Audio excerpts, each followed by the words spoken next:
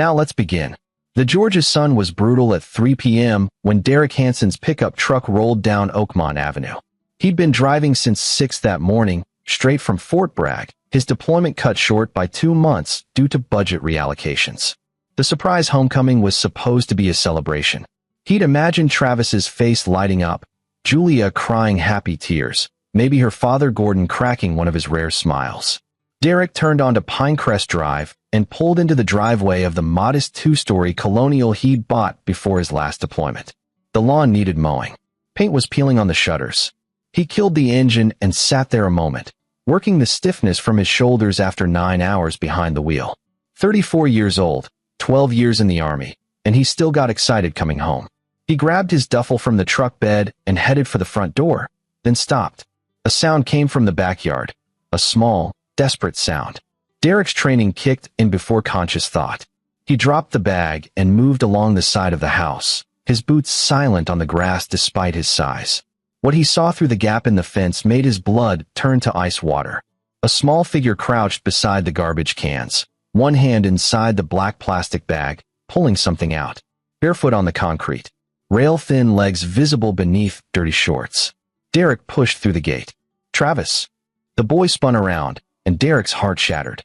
His 7-year-old son stood there with sunken cheeks, ribs clearly visible through his stained t-shirt, holding a half-eaten container of moldy pasta. Dark circles ringed Travis's eyes. His feet were filthy and bleeding from cuts. "Daddy." The word came out as a broken whisper. Derek moved forward slowly, keeping his voice level despite the rage building in his chest. "Hey, buddy. It's me. I came home early." Travis dropped the container and stepped back, his thin body shaking. I'm sorry. I was hungry." "Mommy said," she said, tears streamed down his gaunt face. "What did Mommy say?" Derek knelt down, making himself smaller, less threatening. "Food is for blood-related only." Travis's voice was mechanical, rehearsed. "I'm not allowed to eat their food. Grandpa Gordon says I'm a burden. A mouth to feed.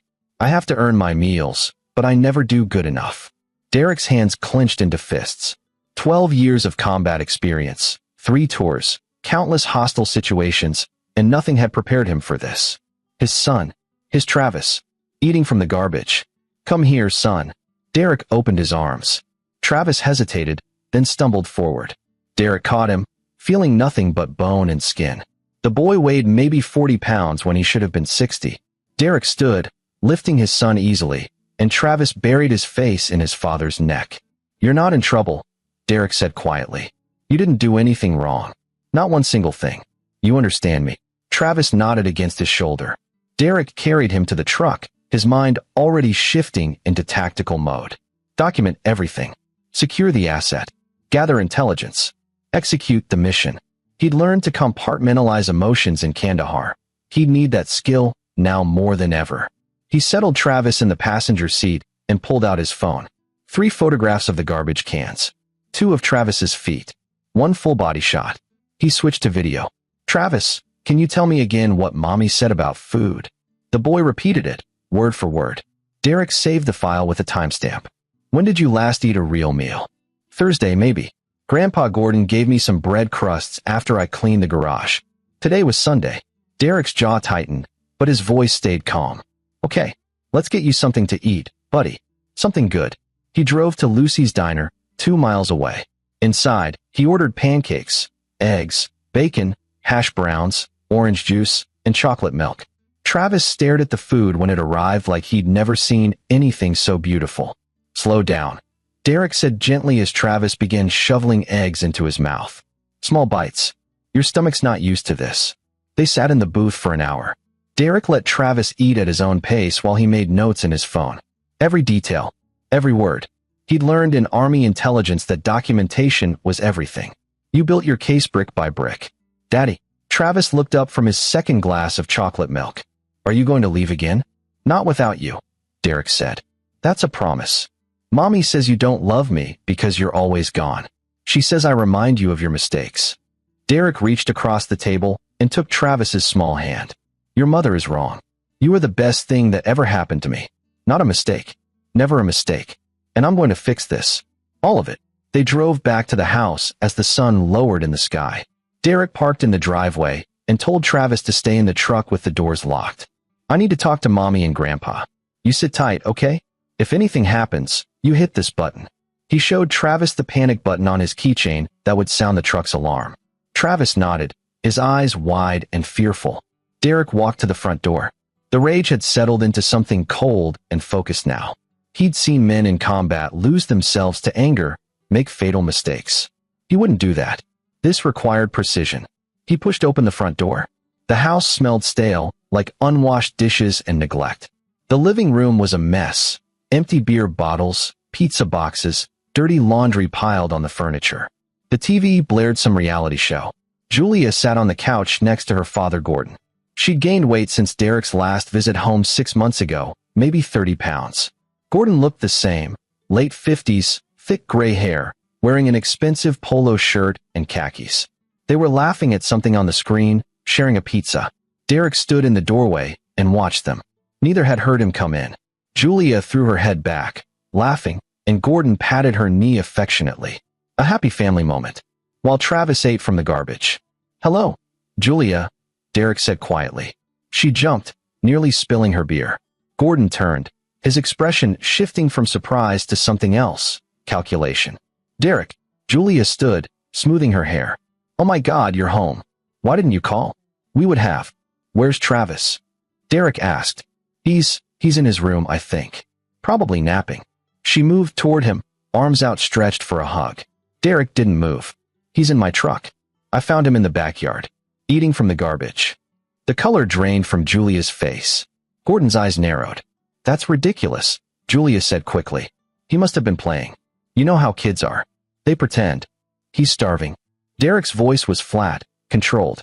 "He weighs about 40 pounds. His ribs are showing. He has cuts on his feet from walking around barefoot. And he told me that you said food is for blood-related only." Julia glanced at her father. Gordon stood slowly, his considerable height trying to intimidate. "Now look here, Derek.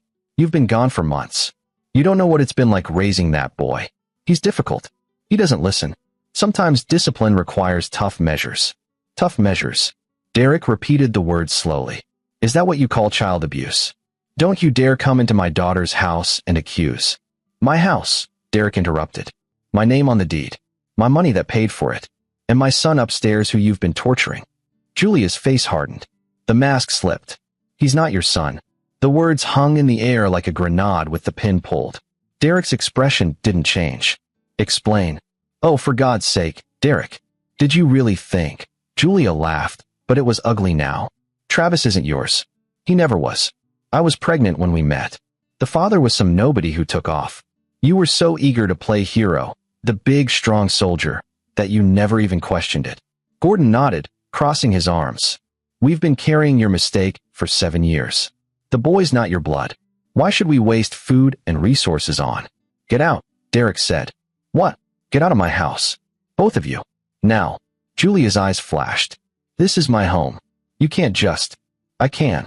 And I am." Derek pulled his phone from his pocket. "I have video of Travis describing the abuse. I have photographs. I have documentation.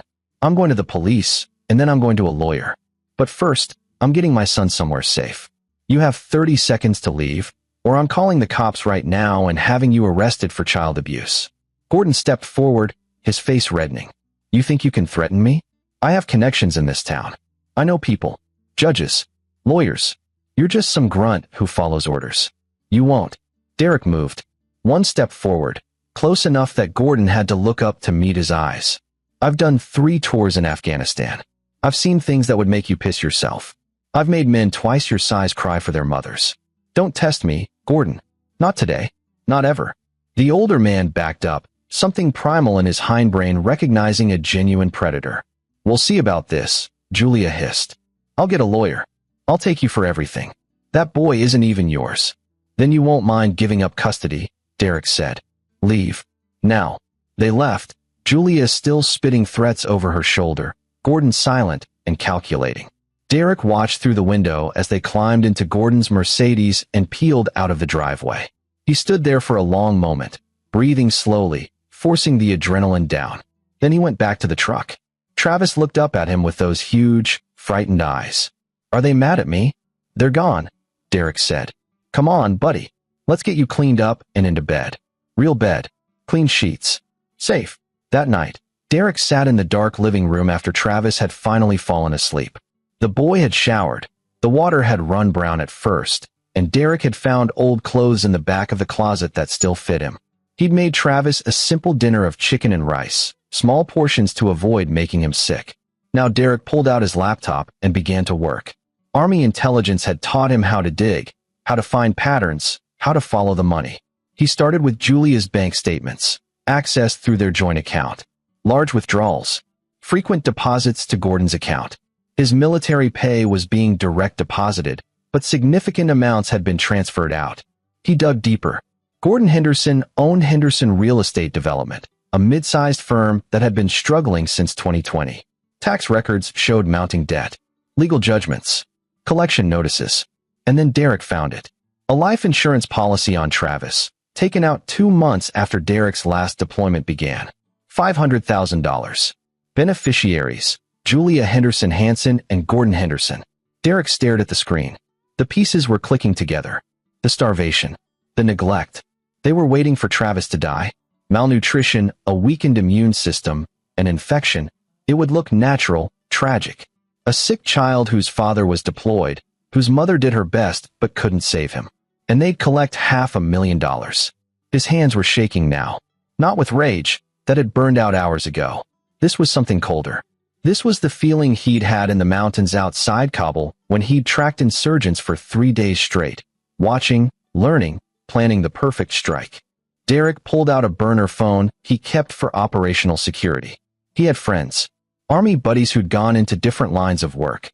Leon Kramer, now a private investigator in Atlanta. Damon Snyder, who worked for a cybersecurity firm. Kyle Glover, who'd left the service to become a lawyer specializing in family law. He started making calls. By dawn, Derek had a plan. Julia and Gordon had 48 hours before they'd realized they'd made a fatal mistake. They thought they were dealing with a soldier who just followed orders. They were wrong. Derek Hansen had spent 12 years learning how to fight wars. Now he was going to teach them what happened when you hurt his son. The sun was barely up when Derek called Kyle Glover. They'd served together in the 82nd Airborne before Kyle took an IED injury that ended his combat days. He'd used his GI Bill for law school and now practiced in Atlanta, specializing in military family law. Derek. Kyle's voice was rough with sleep. Man, it's 5:30 in the morning. I need help, Derek said simply. It's Travis. 10 minutes later, Kyle was wide awake and furious. Jesus Christ. Okay, listen to me carefully. You did everything right so far. Documentation is good. But you need to file an emergency custody motion today.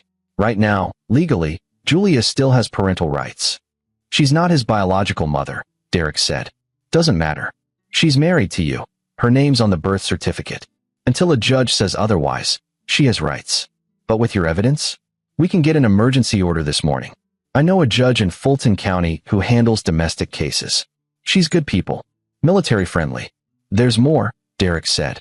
He explained about the life insurance policy, the financial transfers, Gordon's debts. Kyle was quiet for a long moment. Derek, what you're describing sounds like they were planning to kill that boy. I know. You need to go to the police. Today, this is attempted murder. After I secure custody, if they think I'm coming after them criminally, Julia might run with Travis, claim I'm the abusive one. I need legal custody first, then I bring the hammer down. Kyle sighed. You're thinking tactically. It's what I do. Okay, I'll draft the emergency motion. Meet me at the Fulton County Courthouse at 9 a.m. Bring Travis and all your documentation. And Derek, don't do anything stupid. I know that look you used to get. Let the law handle this. Derek hung up without promising anything. His next call was to Leon Kramer. Leon had left the Army after 8 years to become a private investigator, specializing in surveillance and background checks. He answered on the first ring. Hansen, long time. I need a full workup on 2 people. Deep dive, financial records, criminal history, business dealings, everything. And I need it by tomorrow. Who are we talking about? Derek gave him Gordon and Julia's information. The daughter's my wife. I'm divorcing her. The father's a real estate developer who's been stealing from me and abusing my son. I need to know everything about them. Every skeleton. Every weakness. You going to war, brother? Already at war, Derek said. I'm just planning the end game. I'll have something by tonight. And Derek? Whatever you're planning, be careful. Guys like this have connections. So do I. Travis woke up at 7, confused about where he was. Derek made him breakfast, scrambled eggs, toast with butter, sliced strawberries. The boy ate slowly, still afraid it would be taken away. Travis, Derek said gently, I need you to be brave today. We're going to see a judge. You're going to tell her the truth about what happened while I was gone. Can you do that? Travis nodded, his small face serious. Will I have to go back to Mommy? Not if I can help it. Good. I don't like her anymore. She's mean. And Grandpa Gordon, he scares me. Did he ever hurt you? Hit you? Travis was quiet for a moment. He locked me in the basement sometimes. When I cried too much. It was dark and cold. There were spiders. Derek kept his expression neutral, but inside he was making a mental list. Every crime. Every cruelty. They'd all pay for it. At the courthouse, Kyle was waiting with a woman Derek didn't recognize. She was in her 50s, wearing a sharp business suit, with kind eyes behind wire-rimmed glasses. Derek, this is Constance Davidson. She's a child psychologist who works with abuse cases. She's going to talk to Travis before the hearing, assess his condition, and provide testimony. Derek shook her hand. Thank you for coming on short notice. Kyle explained the situation. Constance said, I've seen a lot of terrible things in my career, Mr. Hansen. But deliberate starvation of a child is particularly heinous. Let me spend some time with Travis. She led the boy to a private room. Derek and Kyle waited in the hallway, drinking terrible courthouse coffee. What's your plan after this? Kyle asked quietly. Depends on what Leon finds. But Julia and Gordon are going to lose everything. Their freedom, their money, their reputation. Everything. And if the law doesn't do enough? Derek met his eyes. Then I get creative. Kyle nodded slowly. I didn't hear that. The emergency hearing was at 10 a.m. Judge Abby Bell presided, a stern woman in her 40s with a reputation for not tolerating nonsense. She reviewed Derek's evidence, listened to Constance Davidson's testimony, and interviewed Travis in chambers. When she returned, her face was granite. I'm granting full emergency custody to Mr. Derek Hansen, effective immediately. Mrs. Julia Hansen's parental rights are suspended pending a full investigation. I'm also issuing a restraining order. Neither Julia Hansen nor Gordon Henderson are to come within 500 feet of the child. Furthermore, I'm referring this case to the district attorney's office for criminal investigation. She looked directly at Derek. Mr. Hansen, your son is severely malnourished and shows signs of prolonged abuse and neglect. I'm ordering that he receive immediate medical attention. The court will assign a social worker to monitor his recovery. Do you have a safe place for him? Yes, Your Honor. I'm staying at the residence inn for now. I'll be finding permanent housing this week. See that you do? This hearing is adjourned. Outside the courthouse, Derek felt the first weight lift off his chest since yesterday. Travis was legally his. No one could take him away now. His phone buzzed. A text from Leon. Got preliminary info. You need to see this. Sending encrypted file. Derek downloaded it on his phone, using the secure app they'd used overseas. What he read made everything make sense in the worst possible way. Gordon Henderson's company was 3 months from bankruptcy. He had gambling debts totaling $200,000. His wife, Travis's biological grandmother, had died 4 years ago, leaving him with medical debt he'd never paid off. He'd been systematically draining Derek's accounts, but it wasn't enough. Then there was the life insurance policy on Travis. But Leon had found another one Derek hadn't known about. A policy on Derek himself, taken out by Julia with forged signatures. $2 million. Beneficiary, Julia Henderson Hansen. And there was a note in the file. Gordon Henderson had been searching online for slow-acting poisons, untraceable toxins, and accidental death insurance payouts. They weren't just neglecting Travis. They'd been planning to kill him first, make it look natural, collect the $500,000. Then kill Derek during his next deployment, friendly fire, training accident, something plausibly deniable, and collect $2 million more. With Derek dead and Travis gone, Julia would inherit the house and everything else. Derek sat in his truck, staring at the screen. He'd been their retirement plan. He and Travis both.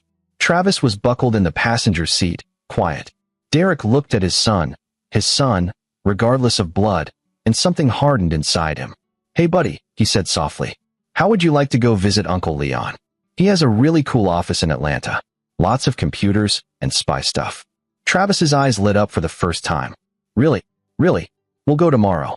But first, let's get you to a doctor. Make sure you're okay.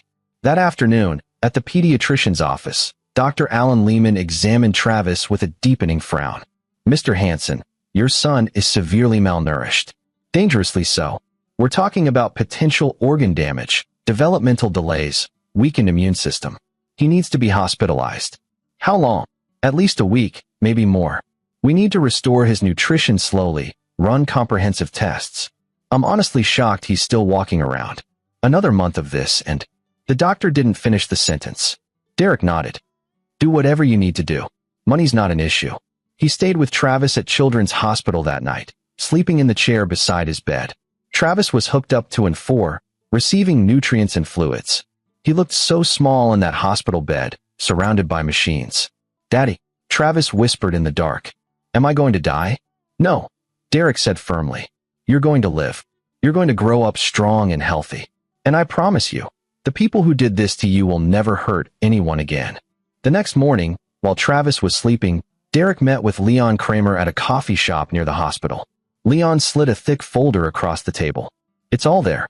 Financial records, phone logs, internet search history, email correspondence. Gordon's in debt to some seriously bad people. Underground poker games, illegal sports betting.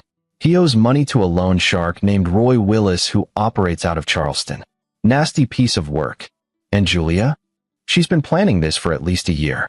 Found emails between her and Gordon discussing the plan. They never explicitly say murder, but the implications are clear. They knew you were deployed, knew you couldn't check on Travis. They were starving him slowly, documenting his illness, building a narrative of a sick child they tried to save. Derek's jaw clenched. What about the forged insurance policy? That's your smoking gun. Julia forged your signature on the application. That's fraud and potentially attempted murder if you can prove intent. The DA could prosecute, but it's circumstantial. A good lawyer might get them reduced charges. I don't want reduced charges. Leon met his eyes. What do you want? I want them destroyed. Completely. I want Gordon to lose his business, his freedom, everything. I want Julia to face what she tried to do. And I want them to know it was me who did it. That's a tall order, brother. You know what I'm capable of. You've seen me work. Leon was quiet for a moment. Yeah, I have. And that's what worries me. Look, I get it. If someone did this to my kid, I'd want blood too. But you need to be smart. You start breaking laws, you could lose Travis permanently. Then I won't break laws, Derek said. I'll just bend them. Creatively. He spent that afternoon making calls. First to Damon Snyder, his old army buddy who now worked in cybersecurity. Damon, I need you to dig into someone's digital life. Everything. Bank accounts, emails, social media, cloud storage. Can you do that? Legally. Gray area. Damon laughed. Brother, you know I love gray areas. Send me the details. Next, Derek called Roy Willis directly. Leon had provided the number. A gravelly voice answered. Yeah. Mr. Willis, my name is Derek Hansen. I understand Gordon Henderson owes you money. Silence. Then, who says that? I have reliable sources. I also have a proposition. Gordon owes you about $200,000. I can help you collect that, plus interest if you do something for me. I'm listening. I need you to pressure him. Publicly. Make him sweat. Calls to his office, visits to his home, anything legal that makes him feel cornered. I want him desperate. Why? Because desperate men make mistakes. And I need him to make a very specific mistake. What's in it for me? I'll give you information on how to seize his assets legally. Liens, judgments, the works. You'll get paid, and it won't trace back to you. Another pause. Send me what you got. If it's good, we'll talk. Derek hung up and smiled grimly. Piece by piece, he was building a trap, and Gordon Henderson was going to walk right into it. The hospital released Travis after 6 days. Dr. Lehman prescribed a careful diet and regular checkups, but Travis was already looking better. His cheeks had color, his eyes were brighter. Derek had been bringing him books and games, spending every minute he could in that hospital room. You're a good father, one of the nurses told Derek on discharge day. That boy loves you. He's my whole world, Derek said simply. He'd rented a small house in a quiet suburb, fully furnished, with a fenced backyard. Travis's room had a bed with dinosaur sheets, shelves for books, and a window overlooking a big oak tree. It was everything the boy had never had. That first night in the new house, Travis sat at the kitchen table while Derek made spaghetti. Real food, proper portions. Travis watched him like he was witnessing magic. "Daddy? Why did Mommy hate me?" Derek turned from the stove. "She doesn't hate you, Travis. She's sick in her head. Some people are broken inside in ways that make them hurt others. It's not your fault. It was never your fault. But she said I wasn't your real son." Derek knelt down beside Travis's chair. "Listen to me. Blood doesn't make a family. Love does. Choice does. I choose you. Every single day. You are my son in every way that matters." "Got it." Travis threw his arms around Derek's neck. "I love you, Daddy. I love you too, buddy. More than anything." While Travis slept that night, Derek executed the next phase of his plan. He'd spent the past week gathering information, building connections, identifying pressure points. Now it was time to apply force. He started with Gordon's business. Using Damon's research, Derek had found several building code violations at Henderson Real Estate's properties. Some were minor, but others were serious. Faulty electrical work, inadequate fire suppression, structural issues. Derek compiled a comprehensive report and sent it anonymously to the city inspector's office and the local news station. Within 48 hours, WXIA News was running a story. Local real estate developer faces multiple code violations. Gordon's face was plastered across the screen, looking flustered as reporters shouted questions. His properties were hit with stop work orders. Projects ground to a halt. Derek watched the news with grim satisfaction. That was just the opening move. Next, he contacted an old friend from military intelligence, Joel Merrill, now working for the IRS Criminal Investigations Division. Derek sent him the financial records Leon had compiled showing Gordon's tax evasion, unreported gambling income, and fraudulent deductions. "This is solid," Joel said on a secure call. "We can open an investigation. It'll take time, but if this is all accurate, Henderson's looking at serious charges." "How long?" 6 months minimum. "But we can freeze his assets pretty quickly if we suspect ongoing fraud." "Do it." The third piece involved Julia. Derek had Damon create a complete digital dossier. Every text message, every email, every social media post. The evidence of her neglect of Travis, her communication with Gordon about the plan, her research into insurance fraud. Derek packaged it professionally and sent it to the district attorney's office with a detailed cover letter. He also sent copies to Julia's employer. She worked as a receptionist for a dental office, and to her social circle. Not the criminal stuff, just enough to show what kind of person she was. Screenshots of her complaining about Travis, calling him a burden, describing him as the mistake that won't go away. Within a week, Julia was fired. Her friends stopped calling. Her Facebook went silent after dozens of people confronted her. But Derek wasn't done. Roy Willis had made his move, showing up at Gordon's office with 2 large associates. They had a conversation in the parking lot that several people witnessed. Gordon filed a police report, but Willis had done nothing technically illegal, just had a loud discussion about outstanding debts. The pressure was building. Gordon's business was collapsing, his assets were being frozen, and he had a loan shark breathing down his neck. Julia was isolated and unemployed. They were exactly where Derek wanted them. On day 12 after Derek's return home, his phone rang. It was an unknown number. "Hello. Derek, it's Gordon." The older man's voice was strained. "We need to talk. I have nothing to say to you. Please, just hear me out. Julia and we made mistakes. We see that now. But you're destroying our lives. The news reports, the IRS investigation, the loan shark harassing me. This has your fingerprints all over it. I don't know what you're talking about. Don't play games. You're a soldier, not a criminal. Whatever you think we did. You starved my son," Derek said coldly. "You took out a life insurance policy on him and waited for him to die. You forged my signature to take out a policy on me. You planned to kill us both and collect the money." Silence. "I have evidence, Gordon. Emails, search histories, financial records. The DA has it all now. You're going to prison. Both of you. The only question is for how long." "I can make this right," Gordon said desperately. "I have some money still. I can pay you. We can settle this quietly." "There's no settlement. You tried to murder a child. My child. There's no coming back from that." "Derek, please." Derek hung up. That night, he got another call. This time from Julia. "You bastard," she hissed. You've ruined everything. My job, my friends, my life. All over some stupid brat who isn't even yours. His name is Travis. I don't care what his name is. You have no right to do this. I'm his mother. You're nothing to him. You're the monster who starved him. And you're going to pay for that. We'll see about that. My father has connections. Hill, your father is going to prison. So are you. The DA has enough evidence to charge you both with attempted murder, child abuse, insurance fraud, and about 6 other felonies. Your trial starts in 4 months. I'd suggest you get a good lawyer, but you can't afford one anymore, can you? Julia was breathing hard. I could make things difficult for you. I could claim you abused Travis. That you're an unfit father. Go ahead, Derek said calmly. I have medical records proving his condition when I found him. I have video evidence. I have testimony from doctors, social workers, and a judge who already stripped your parental rights. Try it, please. I'd love to add perjury to your charges. She hung up screaming. Derek set his phone down and poured himself a bourbon. He didn't drink often, but tonight seemed appropriate. The trap was set, the prey was caught, and now came the final phase, making sure they couldn't escape. Leon called the next morning. Brother, I don't know what you're doing, but Gordon Henderson just tried to skip town. TSA flagged him at the airport. He's trying to flee to Mexico. Did they arrest him? Not yet, but the DA's office got word. They're moving up the indictment. Good. 2 days later, Gordon Henderson and Julia Hanson were formally indicted on multiple charges: attempted murder, child endangerment, insurance fraud, tax evasion, and conspiracy to commit murder.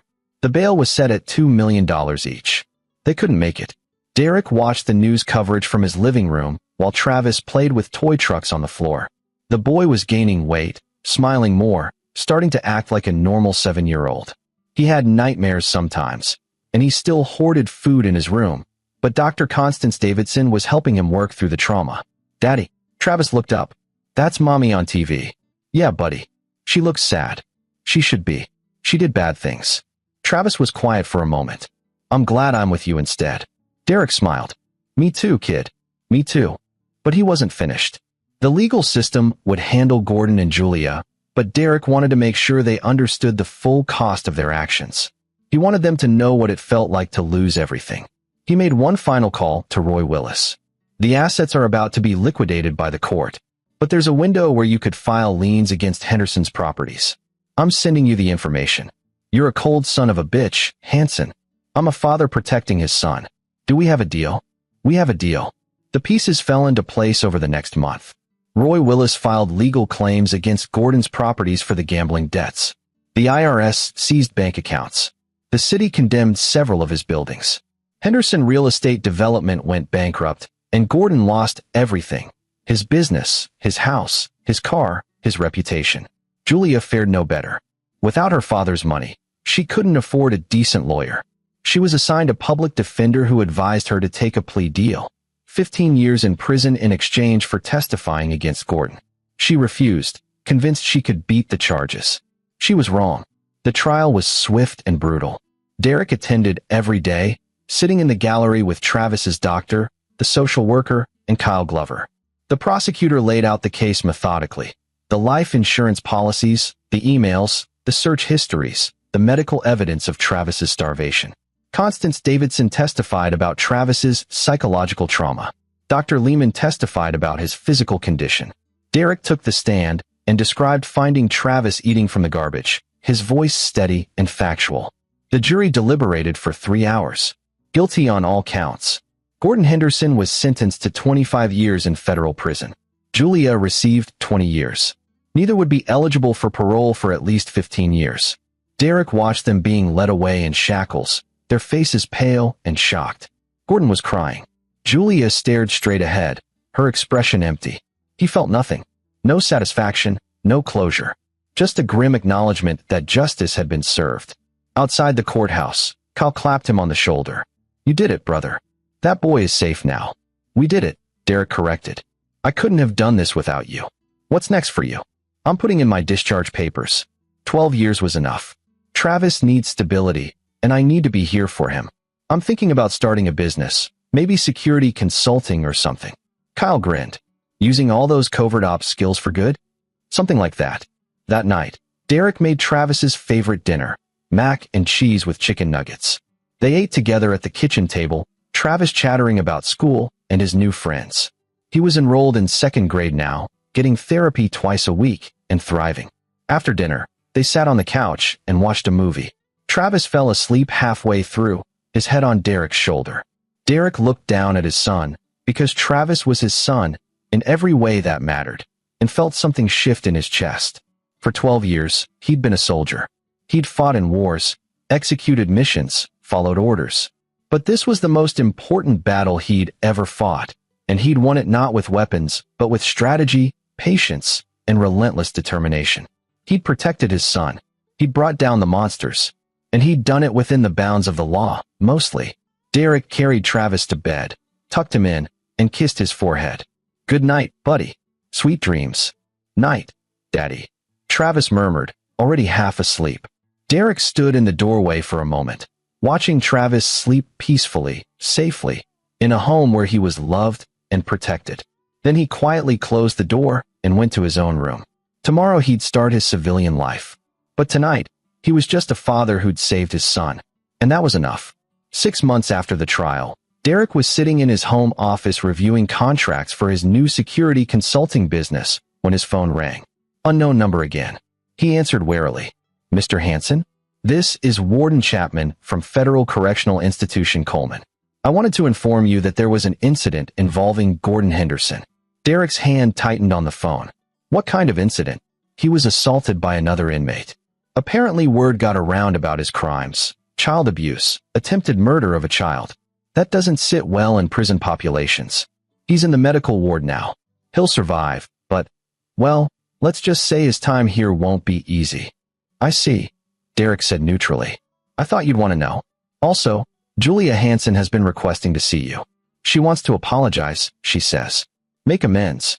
Tell her no." "Understood. Have a good day, Mr. Hansen." Derek hung up and stared out the window. Gordon was suffering.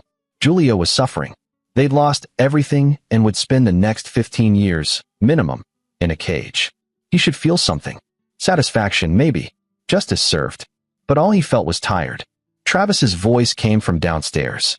"Daddy, can we go to the park?" Derek smiled and stood up. "Yeah, buddy. Let me get my keys." The park was crowded on Saturday afternoon. Kids were running around, parents chatting, dogs chasing frisbees. Travis made a beeline for the swings, and Derek pushed him, listening to his son's delighted shrieks. A woman approached, maybe 35, with kind eyes. "Your son seems happy." "He is," Derek said. "Took some work to get here, but he is." "Single dad." "Yeah, it's just us." She smiled. "That's admirable. I'm Meredith Rivers, by the way. My daughter's over there on the monkey bars." Derek Hansen. They chatted while the kids played. Meredith was a teacher, divorced, raising her daughter on her own. She was easy to talk to, had a warm laugh. When Travis and her daughter, Samantha, decided they wanted ice cream, the four of them walked to the nearby shop together. "I'd like to do this again sometime," Meredith said as they were leaving. "If you're interested, maybe coffee? Just adults this time." Derek hesitated. He hadn't thought about dating, hadn't considered that his life could include anything beyond Travis and work. But Meredith was smiling at him hopefully, and Travis was tugging on his hand saying, "Hey, she's nice, Daddy." And maybe it was time to think about building something instead of destroying it. "Yeah," Derek said. "I'd like that." He got her number, promised to text, and drove home with Travis singing along to the radio. Life was moving forward. The past was being filed away, boxed up, dealt with. That night, Derek got one more call, this time from Leon. "Hey brother, just wanted to give you an update. Roy Willis got his money from Henderson's assets. He's satisfied. Closed the book on that debt." "Good. Also, I heard through the grapevine that the insurance companies are investigating Julia's fraud. They're going after her for everything. She'll be paying restitution for the rest of her life, even after prison. She earned it. You did a hell of a job, Derek. Completely dismantled them. But I gotta ask, was it worth it?" Derek looked through the doorway to where Travis was reading a book on the couch, his legs swinging, a snack beside him. "Healthy. Safe. Happy." "Yeah," Derek said quietly. "It was worth it. You're a good man, Hansen. Don't lose yourself in the darkness." "I won't. I've got too much to live for now." After hanging up, Derek joined Travis on the couch. They read together until Travis's bedtime, then went through their nightly routine, brush teeth, put on pajamas, read one more chapter of their current book, Harry Potter, and then lights out. "Daddy," Travis said in the dark, "are the bad people gone forever?" "Yeah, buddy. They're gone. They can't hurt you anymore. Promise. I promise. You're safe now. We both are." Travis was quiet for a moment. "I'm glad you're my dad." Derek's throat tightened. "I'm glad you're my son." He sat there until Travis's breathing evened out into sleep, then quietly left the room. In his own bedroom, Derek opened his laptop and looked at the email from the Army. His discharge papers had been approved. Effective in 30 days, he'd be a civilian. 12 years of service. 3 tours. Countless missions. But saving Travis had been his most important operation, and he'd executed it perfectly. Derek closed the laptop and got ready for bed. Tomorrow he had a meeting with a potential client for his business. Next week, Travis had a birthday party to attend. And next month, maybe a second date with Meredith if the first one went well. Life was happening. Real life, civilian life, peaceful life. And for the first time in years, Derek Hansen was looking forward to it. As he turned off the light, he thought about Gordon and Julia in their prison cells, facing decades of consequences for their cruelty. He thought about the careful, methodical way he'd dismantled their lives, using the law, using pressure, using intelligence. They'd tried to destroy an innocent child for money. He destroyed them for justice. And he'd sleep just fine. Epilogue, 2 years later. Travis was 9 now, thriving in 4th grade, playing Little League baseball, and obsessed with dinosaurs. The nightmares had faded to occasional bad dreams. He still saw Dr. Davidson once a month, but mostly as a check-in. The scars were healing. Derek's security consulting business was doing well. He specialized in personal protection and threat assessment, using his military experience to keep families safe.